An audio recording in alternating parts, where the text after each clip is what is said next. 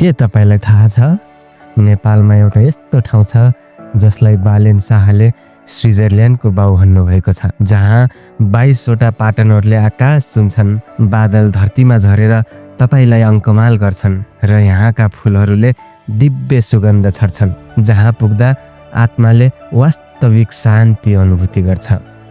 यो हो पश्चिम नेपालको सुदूरमा 4219 मिटरको उचाइमा अवस्थित बडीमालिका। यो स्थान केवल प्राकृतिक सुन्दरताले मात्र नभएर हिन्दू धर्मावलम्बीहरूको प्रमुख शक्तिपीठ मध्येको एक हो। पौराणिक कथा अनुसार यहाँ सतीदेवीको बायाँ अङ्ग पतन भएको थियो। हरेक वर्ष जनै पूर्णिमामा यहाँ भव्य मेला लाग्छ, जहाँ साँचो मनले मागेको इच्छा पुरा हुने जनविश्वास छ।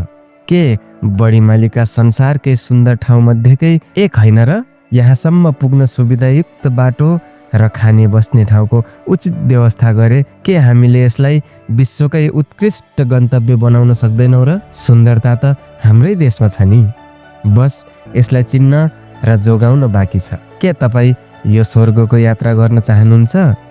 कमेन्ट बक्समा भन्नुहोस् र च्यानललाई सब्स्क्राइब गर्नुहोस्।